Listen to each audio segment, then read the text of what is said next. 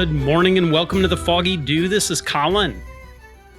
Well, gang, I wasn't sure if we'd get another show out this week, but I was able to scrape together some time and put a show together. I think I mentioned it the other day. I think limping to 100 episodes is probably the best way to say it. But I figured I'd go ahead and start the show off on something that I read the other day that kind of blew my mind. And I guess the premise of this is that the UK has basically turned into a nanny state. And it's really, when I was reading this article, it's really amazing to me how far England has fallen into like some kind of socialist hellhole.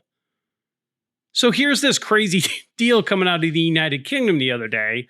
Apparently the moral busybodies in the UK Parliament have ideas.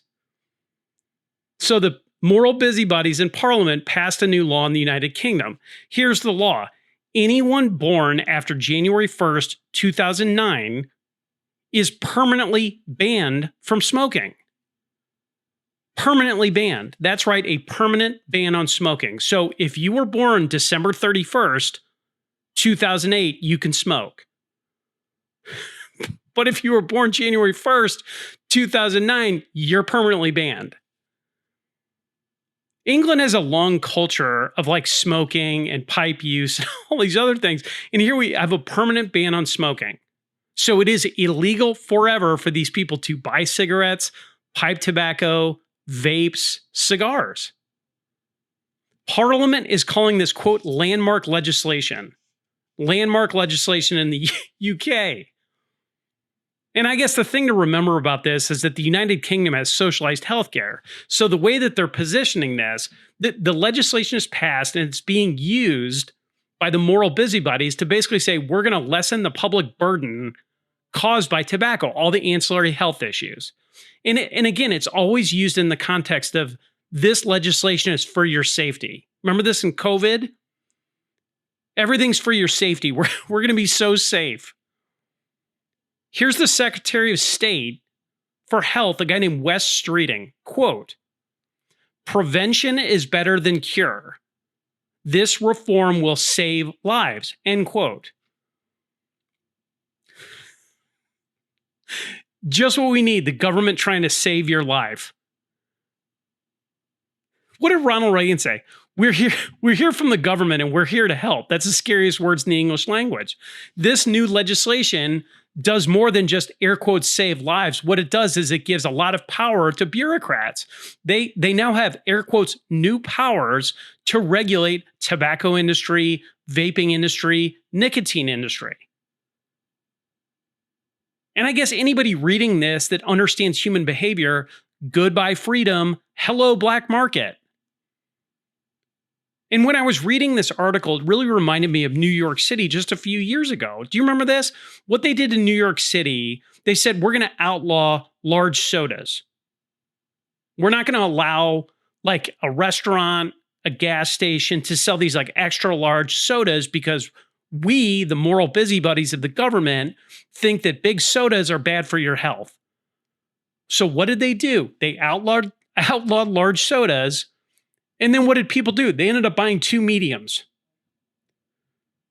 And I guess the point with this is that this has been tried over and over again in human history. You cannot, as a government, legislate human behavior. The United Kingdom is basically 1984 Orwell. The government is now the arbiter of your personal choices. They own you, British citizen. The king will tell you what you ingest. And I guess the only thing that I can divine from this is that this is going to be like everything else. It's just massive government overreach on human behavior. And then the inevitable conclusion is that backlash ensues, a black market is created. And I guess more broadly from a political science standpoint, the awake nativist population is yet again oppressed by the tyrannical government. And the only thing I can tell you about human behavior, these young people in Britain are going to explode as they get older. Explode. It's just like Gen Z here. They're becoming more and more radicalized by a ridiculous nanny state government. These kids have been locked away for their own protection. Anyway, I just thought it was so crazy. Permanently banning smoking January 1st, 2009. Forever. And there's no law that's ever going to come in and change that, right? But again, it's just so obvious. And I mentioned Orwell a minute ago. I guess, congratulations, George Orwell. You were the biggest genius that ever walked the face of the earth. It's embarrassing looking at England and seeing where it's fallen. But anyway, I'll be watching the whole thing. So, switching gears, I would imagine more than a few people are tuning in to get my thoughts on the Virginia situation. So, I just wanted to go ahead and address that kind of in the front end of the show. And I guess first off, my first observation is that the current names of the political parties are very accurate.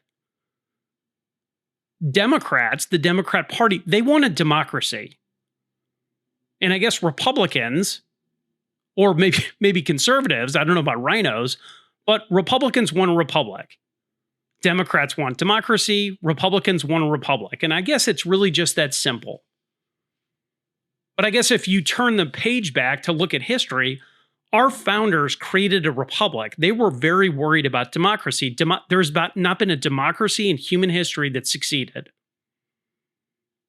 In a republic, and I talked about this the other day, in a republic, the rights of the minority are protected. A republic is how the slaves were freed. A republic is how women got the right to vote. A republic is how the civil rights era happened. A democracy is mob rule. If you had mob rule, women wouldn't be voting. If you had mob rule, black folks and minorities would not have any rights at all. Because in a democracy, 51% dictates to the other 49. And I guess you saw that exact ideological split just this week in Virginia, completely on display. And again, it's the tyranny of the majority. Democracy is where 51% of people vote to strip 49% of people of their own political representation.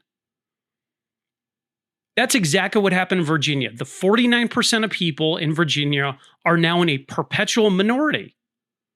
They are in a perpetual minority with no ability to modify their situation.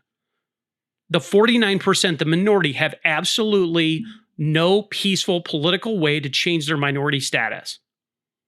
The only way out of it, if you look to history, is an armed insurrection against the existing government. And obviously that's not going to happen here in Virginia yet. But I guess from a political science standpoint, the difference between democracy and a republic was just laid bare in Virginia this week. This is just so interesting. These are numbers, okay? So in 2024, so just the last presidential cycle, 52% of Virginia went to Kamala Harris, blue. 48% of the state went to Trump, red. 52% to 48%. That's the split. The redistricting vote itself was 51% yes, which favors blue, and 49% no, which favors red. To be totally clear, you're talking about a difference of a point or two off the median. The new map that now exists in the state of Virginia is 91% blue and 9% red. 91% blue. The opposition has been silenced. The minority has been silenced. And I guess the only thing I can tell you looking at this, because again, I was kind of watching this kind of tumble in, this situation with Virginia is a really bad omen for the future. There are ways out of this. There is always a bright side to this, but this is a bad omen. And why is it a bad omen? Because the side, meaning the political party that is sitting here screaming about an air quote threat to democracy, those people are actually a threat to the republic. We have a political party that wants to fundamentally change the country from the founding. And I guess everything to Democrats is a threat to democracy.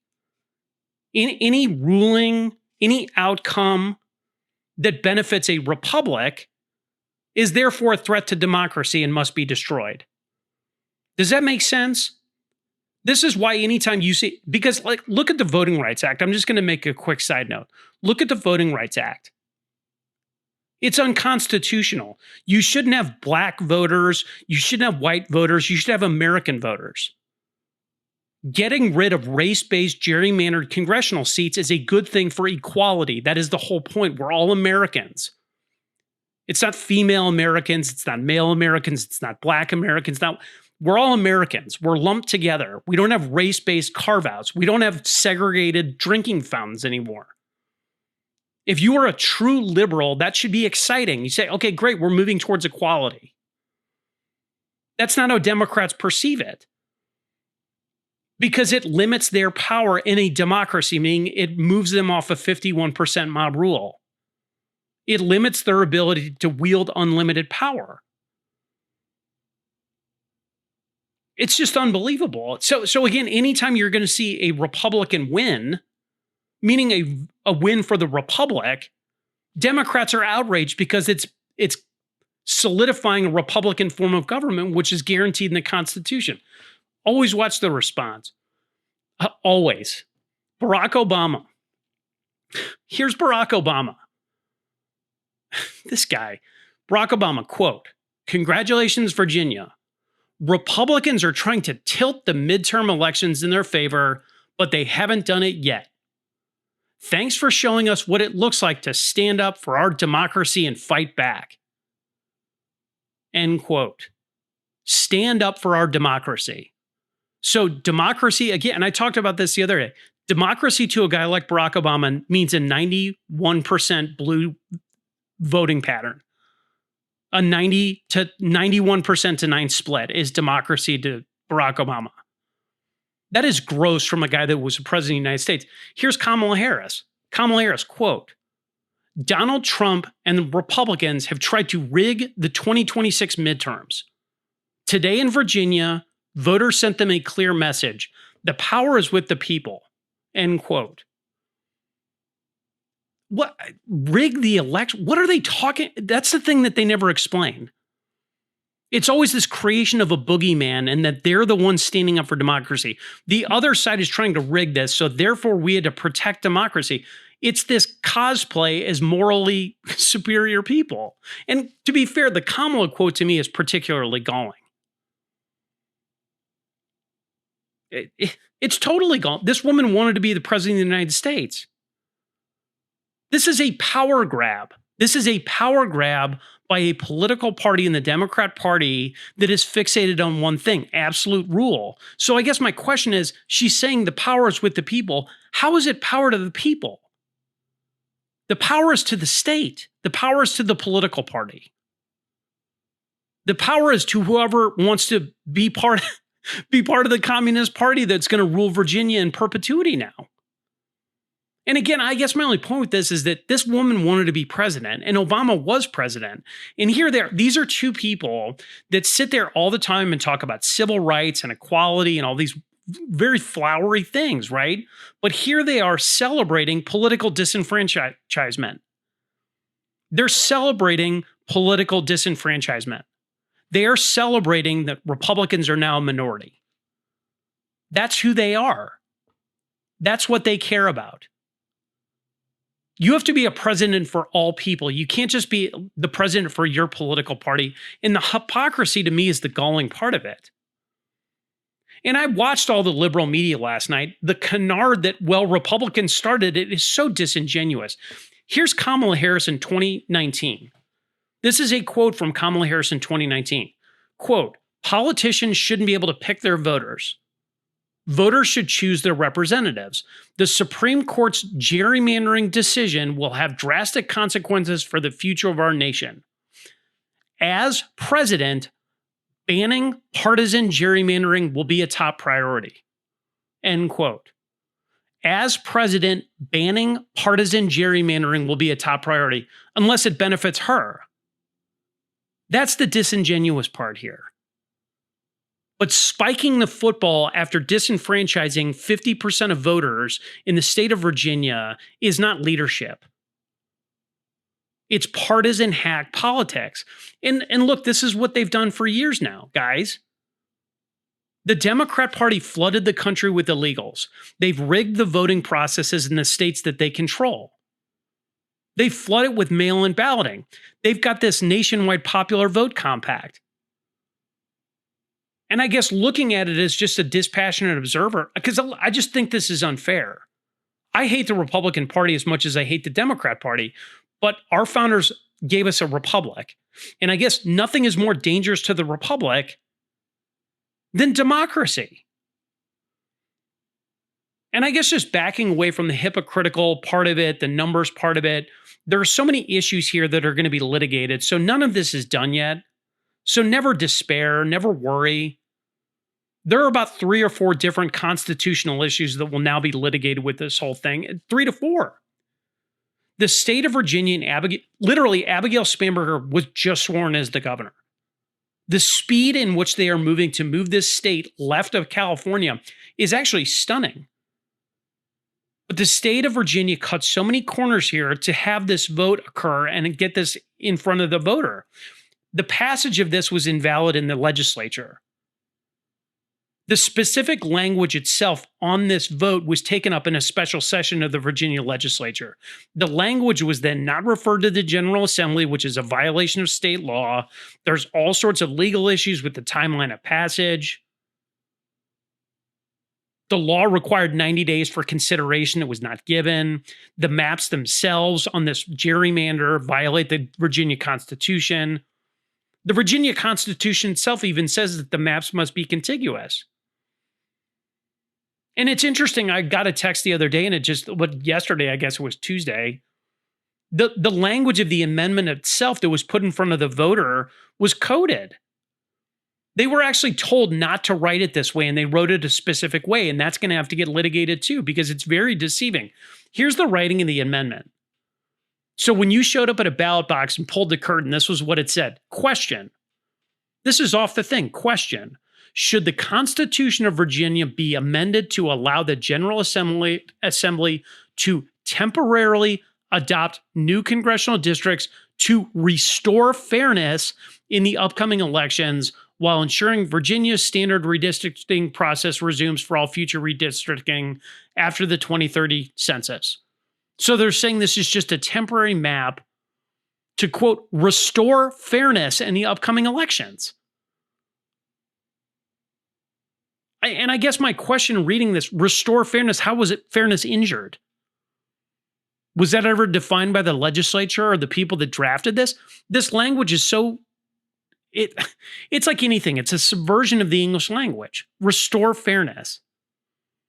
And I guess my only point with this is, yes, there are 3 to 4 constitutional questions, but I guess good luck getting it fixed now, state of Virginia. Because if you're looking at this from a political science standpoint or a legal perspective, it should be invalidated. If you violate the Constitution to get something like this in front of the voter, the entire predicate of it is incorrect at that point. Well, but then the people spoke. It's just like what happened in Pennsylvania in the 2020 election. They had, 300,000, 350,000 votes that came in after Election Day that should have been invalid per the Pennsylvania state constitution. And the judges said, well, what are you going to do about it?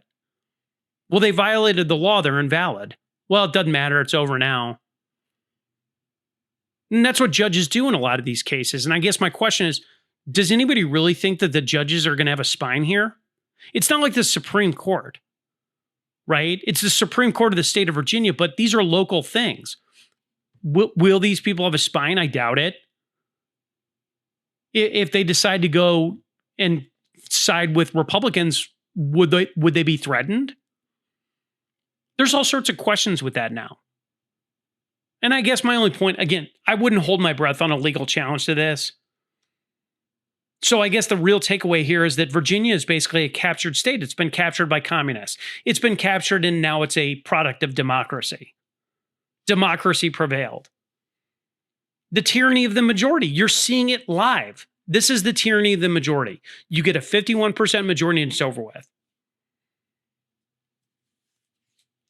And I guess my only thought about it is that my entire perspective on this would be different if the model that the Democrats are proposing ever worked. We see it right here in the United States. So the state of Virginia now wants to go left of places like California, Illinois, New York.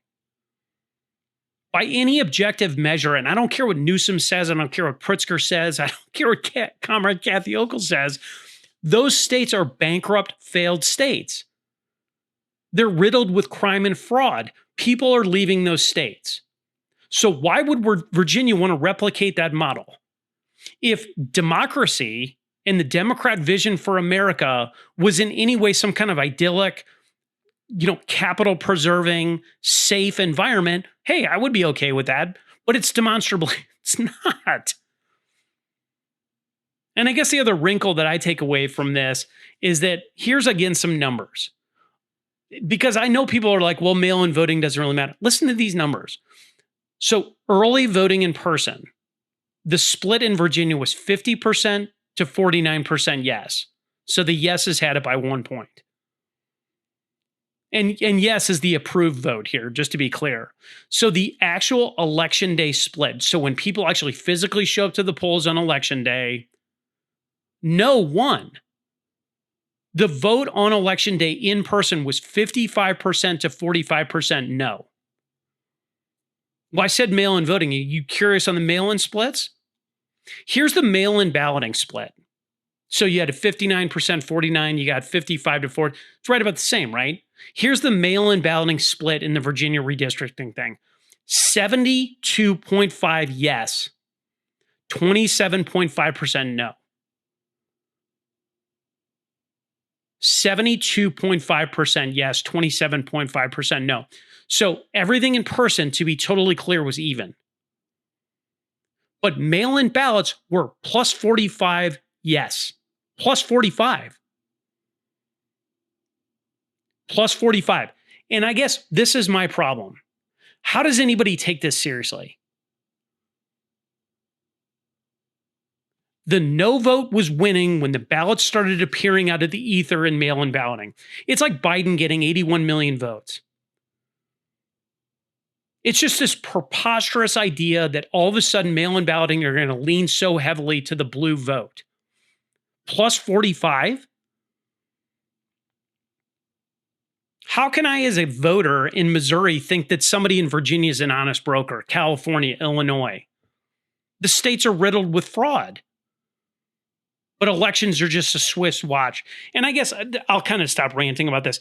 To me, it's almost like COVID, right? I look at everything through the lens of COVID. I've mentioned that on the show before. It's the same people that had real power in COVID. It's the same people doing this. The Obamas, the Kamala Harrises, the Spambergers. They could tell everyone what to do. They sat on their moral high ground behind a mask. They were cloaked in science. It's an intoxicating feeling. Power is intoxicating. And I hope it's totally transparent to everyone now that these people will stop at absolutely nothing to accomplish their objectives. And the thing that's funny, and again, you look at it like, why would Virginia want to be like Illinois? Why would Virginia want to be like California? It's just the same thing as COVID. These are the same people that were 1,000% wrong about everything, but that's totally irrelevant to them. It doesn't matter that they were wrong. They never come out and say, gee whiz, we were wrong about that. Do you think Gavin Newsom or anybody in California is going to ever come out a Democrat and be like, man, we really botched this one. Man, we really bankrupted this state with our ridiculous policies.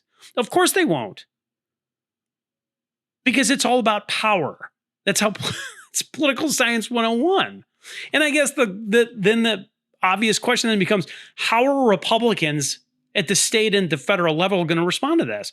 And the only thing I can tell you for certain is John Thune, who actually could strike back, is asleep at the wheel. We have a bipartisan majority in the United States of America that wants the SAVE Act to secure our elections, and John Thune this week just decided to table that issue. John Thune, the Republican Senate Majority Leader, is not taking it back up. So securing elections aren't a priority now to the Republican Party. Even though we see the mail-in balloting scam going on in Virginia. The Republican voters, there was a broad coalition of people that saw what Kamala Harris was, that kind of saw the chessboard here. The Republicans got a historical mandate. They got the House, the Senate, the executive. So they wield all the power now at a federal level. And for some reason, the Republican voter, even the Democrat voter, can't get a 95% Republican, 75% Democrat issue passed. And I've talked about it on the show before. This issue in the SAVE Act is exactly why rhinos are worse than Democrats. They're way worse because they're ideological liars. The rhino establishment class is just a bunch of professional losers, and John Thune is the lead clown in that circus. These people want to run on Fox News, on CNN, on MSNBC, and they want to cling to this like antiquated idea that somehow we're dealing with honest brokers in the Democrat Party. And the only thing I can tell you from looking at a history book is you don't talk your way out of communism. You don't argue politics in a single party state. And I guess these rhinos don't get that.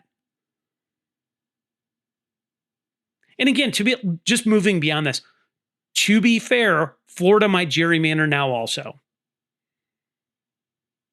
And I guess if the Republican Party decides to escalate this, you got to play to win, because that's where we're all at now, unfortunately.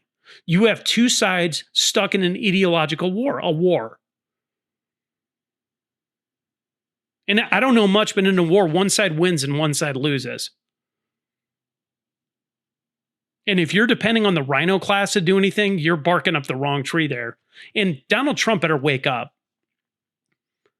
He better wake up. And if I sincerely hope he has an ace up his sleeve, but man, it's tough. Donald Trump has power right now. And if he doesn't use it, and if he doesn't figure this out, he and his family will end up being bankrupted and jailed when these people take back power. And the only thing I can tell you is time is running short. Our founders gave us a republic. They gave us a republic. Benjamin Franklin, quote, "A republic if you can keep it." So I guess the choice is, which way, Western man? Do you want a single party state with the tyranny of the majority, or do you want a republic where the minority is protected? Because if we fall to a single party state, what's going to happen is balkanization, secession, and ultimately collapse and civil war. Those are the long-term outcomes of what occurs. Those are inevitable. So I sincerely hope we start getting on the stick here and start figuring it out, or we're going to have some real long-term problems. But the problem with, I guess it is nobody trusts each other now. I think most people sitting around me are pretty normal people, even if they lean blue or whatever, I lean red, whatever the case might be. I think people are broadly like, we're all kind of the same, and we're watching these fools in government, red and blue, play some game, and they're playing with fire. And it's really scary as a citizen, and quite frankly, as like a parent and somebody that's long-term invested in the United States. Because as the United States goes, the world goes. But I guess we're going to see where all this plays out, how it all goes. But the only thing I can tell you is united we stand and divided we fall, and we're going to figure that out. Anyway, I guess we'll all be watching it. So switching gears, I had another topic that I wanted to get into. There are some very serious issues going on at the Supreme Court that I think are kind of flying under the radar. Now, I've spoken before about Justice Ketanji Brown Jackson. This lady has authored so many solo dissents. It's actually pretty stunning. She's had a lot of 8-1, 7-2 rulings. And I guess my point with it is, and I've talked about in the past, she is so far off from the majority, it's unbelievable. And it's really not that she's off the majority. Her opinions make no legal sense. Not only do her opinions not make any legal sense, she has been rebuked constantly by other justices in their concurrences. And it's getting to the point now where even liberal justices are rebuking this lady. Well, there was another one that just dropped. This was a 7-2 decision. And Jackson, notably, was the sole dissent, meaning she wrote a dissent. Kagan ruled with Jackson, but she joined the majority opinion in its writing. And to be fair, the facts of the case in a lot of these are largely irrelevant, but I'll just kind of dive in. It was a deal where police got a call at 2 a.m. about a suspicious vehicle. So the police responded to suspicious vehicle. As the cop cruiser approaches this suspicious vehicle, there are two people jumped out of the car and fled. Well, you had a third person that then exited the vehicle and started backing away from the police on the scene. Well, the police ended up detaining that person. So the legal argument here was that the police did not have reasonable suspicion to stop that third person. Well, I think common sense would tell anyone that detention was fine. If you've got a suspicious vehicle and you have two people fleeing on foot, I think it's pretty reasonable to detain the third because only criminals run from the police. The police obviously can infer that there is warranted suspicion of the third person. And to be fair, I don't even know how this escalated to the Supreme Court. I mean, that seems like such a ridiculous thing that it would escalate to even be considered by the court. But here's Justice Jackson. Justice Jackson wrote, quote, "She cannot fathom the other 7 justices would second guess a lower court ruling," end quote. In her dissent, she accused the majority of, quote, wordsmithing. So I guess the point here is that here's Justice Jackson yet again going lone wolf. And my only problem with this lady is not a serious jurist. This is an activist in robes. She is basing her decisions on law on her feelings. She's not basing them on law. She's not basing them on common sense, on her feelings. It's interesting. I found this quote because I think it's so interesting. Here was Justice Jackson on ABC News while she was going through her vetting process after Biden had nominated her. Quote, "I just feel like I have a wonderful opportunity to tell people in my opinions how I feel about issues, and that's what I try to do," end quote. I want to tell people in my opinions how I feel about issues. Wrong. Wrong. That's not the job of a judge. And this is a Biden auto pen hire, to be completely clear, and I'm still waiting on the legality of the auto pen. But I guess the point is here, she is the epitome of a DEI hire. This farcical idea that we need a black lady is belied by this person's own ineptitude. I don't care if she's a black woman, she's inept. She is not the best person for the job. I don't know much, but we need an impartial judiciary. This isn't a conservative liberal argument. If you don't have law, you don't have a country. Her buffoonish, clownish behavior feeds into a more serious issue, which would be Supreme Court leaking. Yeah, that's right. We have another leak at the Supreme Court. Earlier this week, the New York Times went ahead and published new Supreme Court leaks. This is the third leak in 4 years. The first leak, this has never happened before in U.S. history. The first leak was on the Dobbs decision. The Dobbs decision was the Roe versus Wade reversal. And to be fair, all 3 leaks now have been negative on the conservative side of the argument. The leaks always go in one direction. That leak on Dobbs caused death threats, threats of violence against conservative justices.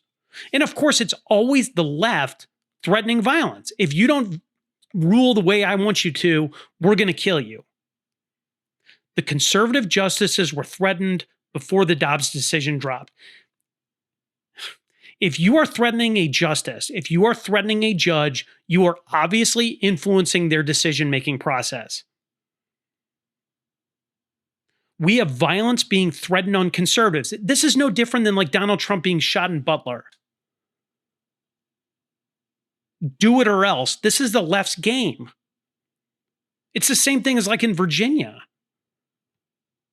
And I guess if you can't win an argument, the target, whoever you're arguing with, must be isolated and threatened.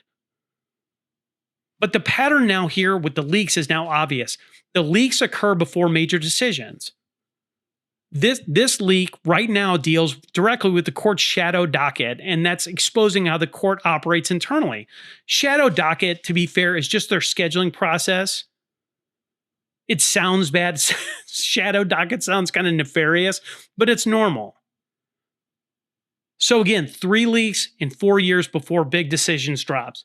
Big decisions that dropped that all went conservative. Dobbs was repealing the Roe. Dobbs was repealing Roe, so you had a leak. You had the immunity decision for Trump. Presidential immunity being discussed, big win for President Trump, leak. Now you have the Voting Rights Act, which is still pending. That's about to drop. Section 4 of the Voting Rights Act is going to be found unconstitutional. That is a big conservative win.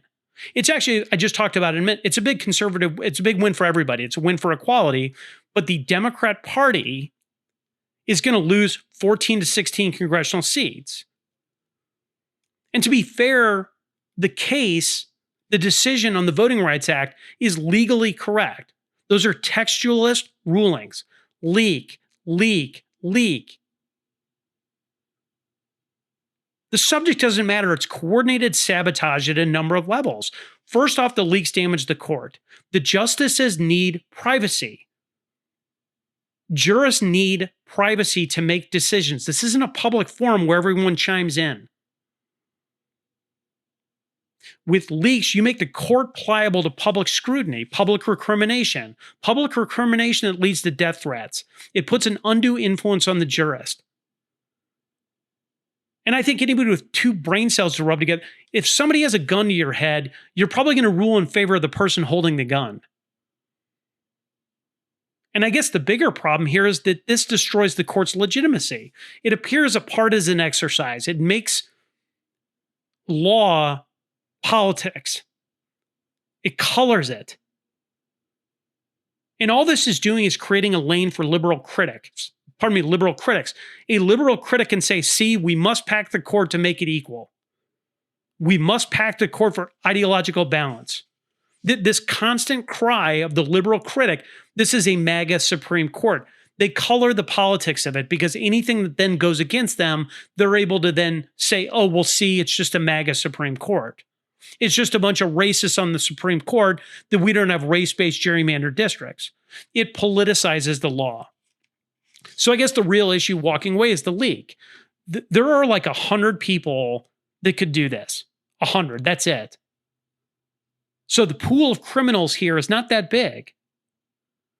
And after the Dobbs leak, Chief Justice Roberts should have had the FBI involved.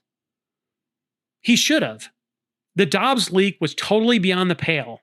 It's the most damaging thing I've ever seen to the rule of law in the United States of America. And Justice Roberts, the Chief Justice, did absolutely nothing. That leak was 4 years ago. You have 100 people that could be implicated, and we don't have a suspect. 4 years ago. It's like so many things. If a conservative had leaked this, it would be exposed immediately. Immediately. But since this whole leak hurts conservatives, we just can't figure it out, which tells you everything you need to know. It's like the January 5th pipe bomber, or me finding out 4 years later that there were 280 FBI informants in the January 6th crowd. Why do I find that 4 or 5 years later? It's always concealed if it helps Democrats and liberals. So since that leak and the Dobbs decision hurt conservatives, no, we Sherlock Holmes couldn't figure it out. I could go on and on, but how can they not figure out a leaker with 100 people as a pool of possible criminals? There's no email chain. There's no text chain. Can't figure out the phone records. Did anybody use the copy machine? I mean, even if you took a physical copy, that would narrow the pool further. Access to a physical copy would be like 30 people. There's no fingerprints. There aren't any cameras. There's no digital mark. We don't have security there where people are walking in and out. I guess the Keystone Cops investigated it. Look, if this was a conservative leaker, they would call in the 82nd Airborne. Law isn't political. At least it wasn't until Justice Jackson came onto the court. Now there's leaks. That's the other thing to think about. These leaks coincide with Justice Jackson on the bench. Mitch, she's been on the bench for all three of these leaks. It would not surprise me at all if Justice Jackson was a source of these leaks. Liberals play this moral law-abiding steward of democracy card. They're beyond reproach, but 100% they play dirty. The ends justify the means. And I hope now, after 3 leaks, Roberts gets his head out of his butt, and I hope there's an aggressive investigation here. You need to get the FBI involved. John Roberts is a horrible leader. This is his court. This is his responsibility. He's damaging the legitimacy of the court forever. You can't get this back. He's an awful justice and a worse leader. Find the leaker, prosecute them fully. 100 people. But my guess here is he does absolutely nothing because that's who he is. And I guess backing away from the leak is going to indicate to you that the Voting Rights Act is going to go through. That's going to be a big win. The Democrat Party is going to lose 14 to 16 seats. Good. I talked about it before. We're not black, white, yellow, red Americans. We're all Americans. That should be good news. We're all equal. How wonderful. This whole thing should be celebrated by liberals, not lamented. But that's not the point, is it? The point is power, naked power. The goal is not equality. It's just unbelievable.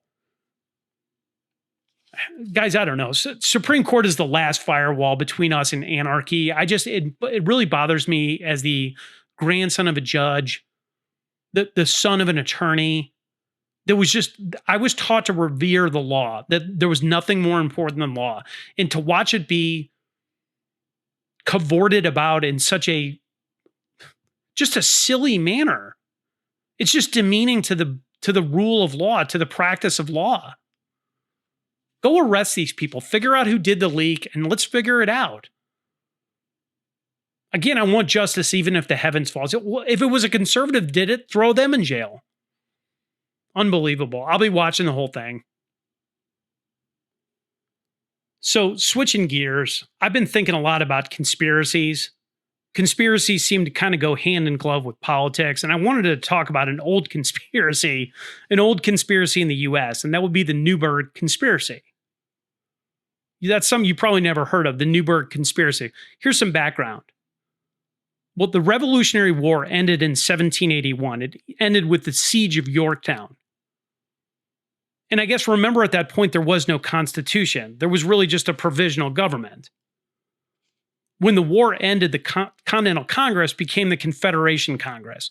The Confederation Congress was the interim government before the Constitution. So here you have the war ends, and you've got the British and US diplomats, they're negotiating a peace. Well, while these guys are negotiating a peace, the Continental Army is kind of standing by. The Continental Army's done its job. Its use has been fulfilled. They won the war. So the soldiers are sitting there. They know that the war is over and that the army's going to be disbanded soon. Well, if you're a soldier and you just fought a war, they were promised a lot. They were promised money, freedom, all these other things. They weren't doing it out of the kindness of their hearts in a lot of cases. They were really worried about back pay and pensions. Congress had promised these men lifetime pensions of half their pay. Well, if you're promised that pension, you want to collect it. Well, at the time, there really was no currency, right? So the Continental soldiers weren't even getting their back pay. So the way that they're looking at it, pension seems even further away. So if you can't get back pay, why would you expect the same people that are not paying your back pay are going to pay your pension? Well, obviously this becomes a huge problem. Well, Congress keeps debating. They're talking about trying to figure out a solution, but there's no resolution apparent. The Treasury was empty. I just mentioned currency. No currency existed to pay these guys. Well, Congress at the time had no ability to compel the states to pay these guys. Congress couldn't even pass an important tariff. Well, there's this faction of men that then emerge, like soldiers, that emerge out of that group. They're like, wait a minute. What's going on here? So you had leaders in the Continental Army that are watching this whole situation. They're realizing that they're going to get hosed here. So these kind of guys kind of emerge and they demanded payment. They demanded payment that they were promised something, they were owed it. They wanted some resolution. Alexander Hamilton, Robert Morris, a founding father, James Madison, they were called nationalists. These men, Hamilton, Morris, Madison, they drafted a memo demanding action by Congress. That memo, the memo of them demanding action, led to the creation of an anonymous letter. Think about this. The army was still formed. They were still there. They had all their guns, they still had their uniforms, all of it. The army was formed and it was camped at a place called Newburgh. Well, all of a sudden, this anonymous letter was drafted, and this anonymous letter was then circulated by troops at Newburgh. This anonymous letter is circulating with a formed army that is now getting a letter that is saying that they might not get paid. Well, now you got some mutiny brewing in the ranks here. And there was a growing concern by Congress, like a suspicion that the army would not disband. Congress started getting really worried the army, if not paid, would not disband, and you could have a mutiny. They would be fighting another war.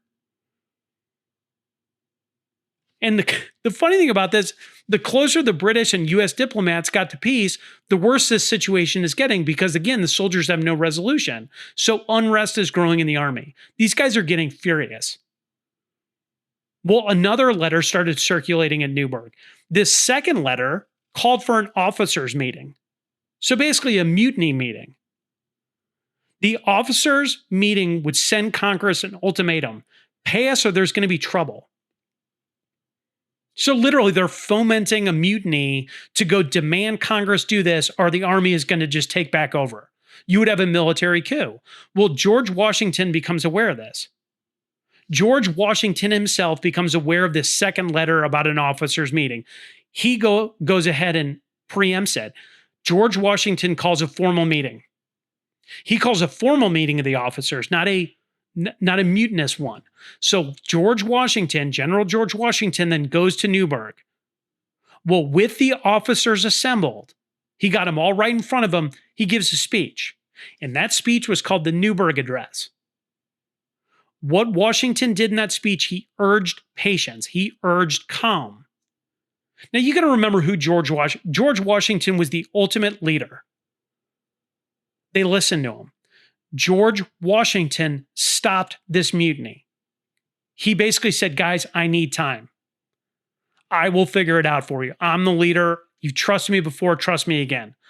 The officers in a formal meeting then agreed to be patient. They agreed to be calm. Now, that second letter of discontent, the mutinous letter, was sent to Congress. Congress now, with this second letter, was now very aware of the seriousness of the problem. They are now aware that there are officers calling for mutiny. Well, what Congress did then is they finally agreed to pay the army. So these men ended up getting 5 years full pay. They got 5 years of full pay, but no pension. The army would get a lump sum of 5 years. The problem with all this is that money that they got, the payment that they got, it was all speculative. There was no guarantee that the currency would hold. But either which way, that mollified the army. The peace agreement between Britain and the United States was signed, and the army disbanded. So, quite frankly, we avoided a second revolution. But this issue of back pay in the army continued for years after the American Revolution. Veterans of the American Revolution always felt shafted by this whole thing, and they were not pleased with the solution. They were promised a pension by this government, and they got speculative notes for 5 years' pay. But what this entire situation proved, it proved civilian control over the military. You have to have civilian control over the military. It showed everybody in government that a coup was possible with the military. This is exactly why you want to have an armed citizenry, is to protect against tyranny of the government. You could always form an army that can usurp civilian control. That's the point of our system of government. The men that drafted the second letter are still unknown, but they started a conspiracy. They started a conspiracy whispering among themselves in the military that could have led to a political coup. And I guess beyond that, it also shows how amazing George Washington is. George Washington had everyone's respect, civilian and military. He was the one that really got our country going. If it wasn't for George Washington, we wouldn't have a country today. And there was George Washington. He knew the plight of the soldiers. He understood it. He urged peace under civilian control after being the ultimate badass on the field of battle. It's just a forgotten conspiracy, the Newburgh Conspiracy, that we literally barely got out of the crib. There's so many times that the American experiment kind of flowed sideways and somehow we made it. But anyway, it's just a forgotten part of the American Revolution. I still think it's neat. Okay, I'm going to go ahead and wrap the show up, guys. If you like the show, please go ahead and tell a friend about it. If you would, please follow us on Spotify. You can also follow us on Instagram at Foggy Dew Daily. If you have questions for the show, please go ahead and email us at foggydew95@gmail.com. But in the meantime, I'd ask you to say a prayer, ask questions, and stay vigilant. This is the Foggy Dew signing off.